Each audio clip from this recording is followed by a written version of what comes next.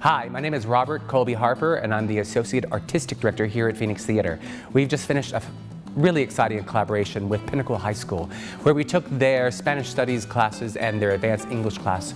And those students have come together to participate in our production of Evita. And by participate, I mean they did the dramaturgy for the show. This show is based on historical fact and a real-life person. And so they researched every angle they could think of and then combined all that research into a book form that we can share with our patrons and our actors alike. Our actors have been thoroughly just mesmerized by the work that they did. It has been very helpful to them. And the students have participated in our production of Evita, and I think that's a really wonderful thing to have students learn that their research and their work they do in their classroom can turn around and benefit other people. So thank you guys so much. Hi, I'm PASHA YAMOTAHARI. I'm the cast and company management consultant here at Phoenix Theatre, and one of my tasks here at the theatre is to act as resident dramaturge. A dramaturge is truly just a theatre historian. Our theatre utilizes dramaturgy to do fact-checking and due diligence on the evolution of shows that we produce and also of shows that we may produce in the future. This past year I spent some time at Pinnacle High School with some lovely, wonderful students and teachers, about 600 of them, and I was able to discuss with them and show them how dramaturgy is utilized.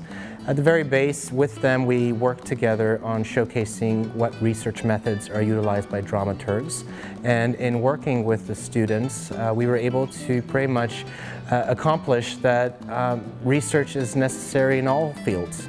So by the end of the day, we were able to create new mini musicals together, new plays, using the students' stories. And in doing so, then we talked about how it would be to, 50 years from now, research those stories. I felt very honored, very privileged to work alongside these students as part of the Phoenix Theatre outreach effort as we outreach into the community and do a lot of audience enhancement, as well as partnering with community partners like Pinnacle High School to showcase how theater and other disciplines are all the same. They're all just storytelling. Hello. On behalf of Pinnacle High School in association with the Phoenix Theatre, I would like to thank you for attending the performance Evita. We have been given the privilege to create the dramaturge for Evita with the new incorporation of art in our English and Spanish classes. A dramaturge is a very detailed historical account of anything pertaining to the culture of the time. This can range anywhere from the clothes and family routines to military and economical statistics.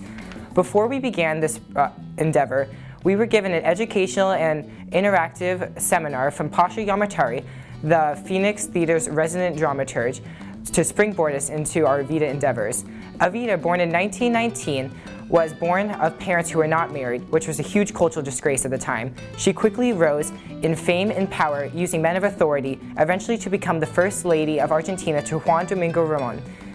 She gave lavish and generous gifts to the poor and became a face of generosity for all. She formed a cultural evolution that not only shaped Argentina, but the rest of the world. The time of Juan and Eva Peron truly revolutionized the idea of pop culture in Argentina. Their dynamic personalities, Eva as a magazine headliner and Juan as a military juggernaut, allowed them to become beloved by their people even after death. The free environment allowed Argentina to advance technologically, even creating valuable inventions such as animation that we still use today. Working conditions and wages also increased. 50% of the population belonged to a workers' union. The wage increase allowed people to eat out more frequently, and the most popular dishes contained meats and pasta. 84% of Argentina's main food source came from family-owned farms instead of big businesses. But every class of citizens still heavily relied on transportation provided by railroads. Movies and radio were two of Argentina's most important media forms. Radio was immensely popular and gave Eva Peron a platform for her radio broadcast, Heroines of History. Movie stars were very influential in Argentina, such as Libertad Lamarque, who starred in Argentina's first sound film titled Tango in 1932. They had done it. Andrew Lloyd Webber and Tim Rice had effectively portrayed the life of the political mogul who was Eva Peron. She became the archetypical symbol for the pusher of all boundaries, the primacy of the underdog, and the butterfly wing in the world of variability. The simplicity which both the composer and the lyricist employed was evident in the 1978 debut. Tim Rice, described the process to The Guardian, saying, "I knew very, very little about her, only a few headlines from my childhood, and was immediately intrigued. She came from the lowest of origins and was fantastically glamorous." First premiering at the Prince Edward Theatre in London in 1978, Evita acquired a fan base, including the likes of Antonio Banderas and Madonna, to star in the later movie adaptation.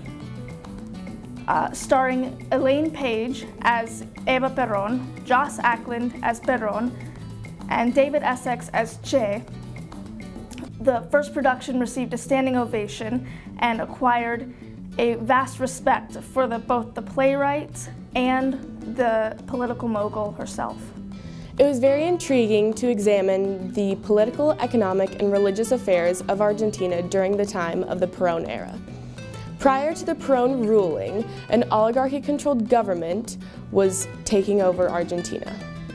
Because of the influences of Eva Peron and Juan Peron, a new governmental balance of powers was created to make peace between the state and the church. Juan Peron ruled in a military dictatorship. However, the church was upset because they wanted their ideals of social justice and other Christian manners to be demonstrated in his ruling. However, they weren't, so they resulted in excommunicating Juan Peron.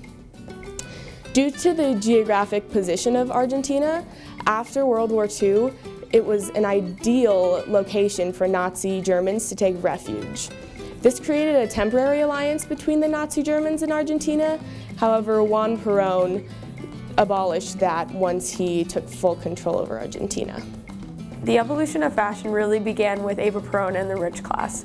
Since they were the only ones who could afford to buy the materials, they were the ones who were introducing it to everyone. So even though the evolution with the rich class was going on, Eva Peron is the one who really made the big impact. Everyone saw what she was wearing, and it wasn't stuff that she just put on like clothes. It was a way of life and an attitude that she wore. The poor class of Argentina during the 1940s period completely contrasted that of the rich class. It was very apparent which class the person was a part of based on the clothing that they wore. It was easy to distinguish the classes based on the sophistication of their clothing. The average person would only be able to wear one outfit a day, and this outfit was usually made of a thin, cheap wool fabric. This idea of a limited and militarized poor fashion became very apparent due to wartime during the time period. Eva Duarte and Juan Peron in 1944 met at Luna Park for a fundraiser for those affected by earthquakes. Peron ruled most of his time in La Casa Rosada, known as the Pink House in English. It was painted pink by the former president to end a feud between two political parties, one party being white and one party being red. That's why the color was pink. While Eva Peron later achieved success in her later life, she grew up in a small one-bedroom apartment with her mother and 4 older siblings. They lived in one of the poorest parts of Argentina known as Junin. Poor families tended to be larger and lived in small, complex areas. Their houses consisted of dirt floors and makeshift walls. While Eva Peron was campaigning for office with her husband, she had one goal, which was to help the people. She did this by convincing them that she was one of them and she knew what it was like to be hungry and poor. Argentina's economy was reliant on agriculture and livestock, but experienced a dramatic decrease when Peron began industrializing. This resulted in a depression, which was the inspiration for Antonio Berni's work. Music was another popular trend at the time. In fact, Argentinians listened to 21 hours of radio per week. Eva Peron was a fashion icon, owning an extensive collection of gowns, diamonds, furs, and heels. Her rags-to-riches story won the hearts of many among the lower classes. When she died at 33 of cervical cancer, people died from heart attacks at the sight of her embalmed body. Argentinians often traveled on extravagant vacations to Europe, while locally traveling to the Colón Theater, a premier opera house located in Buenos Aires, while their children played with extravagant toys such as tea sets and bicycles. In contrast, impoverished Argentinians often listened to radio and read comic books for entertainment, while their children played with rag dolls and balls. The politics in Argentina basically just had general political life in Argentina, Evita's political life in Argentina, and Juan Perón's political life in Argentina. Juan Perón was a military man, and he went higher up in the ranks and eventually became president of Argentina. He was president for the people and brought industrialization to Argentina. Alongside him was Evita. She was an amazing first lady. She enacted women's suffrage in 1946, which is amazing. She built orphanages for orphans. She helped the elderly, and eventually just was an amazing person as a whole. Juan Perón and Evita Peron were an amazing couple because together they brought up the general state of Argentina and just made it a better place to be. Our topic was on Che Guevara. Originally a doctor, Che Guevara would become a revolutionary idol for all of South America. He played a heavy role in the Cuban Revolution alongside Fidel Castro and would continue to support socialist and Marxist revolutions across the world until his execution in Bolivia in 1967. When we were first given our topic of Latin America during the time of Evita, we weren't quite sure how to cover something so broad. Eventually, we decided the best way to do so would be to split it into subtopics. The first of these being Latin American relations with the US. We talked about FDR's good neighbor policy, as well as Brazil's relations with the Allies. Next, we covered the Latin American economic crisis. Following this, we discussed Latin American feminism, which reached its peak in Ecuador in 1929, when female suffrage was acquired there. Finally, we discussed culture, by delving into the world of the salsa and the tango. There were many forms of entertainment in Argentina in the 1940s.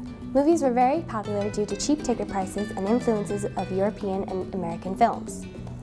Many people also took part in the Argentine tango, which reached its peak during the 1940s. People would also go to theaters and see concerts or singers perform live. The radio was increasingly popular due to soap operas being developed during the time period and as a way to keep up with political broadcasts. In our English class, we were given the topic of Juan Perón without any background information. In doing our research, we found out that he was largely involved with the military, became involved in the GOU, was vice president and president of Argentina, making him one of the most powerful people at the time. Although he had many successes, he did suffer a major downfall when his wife Eva died.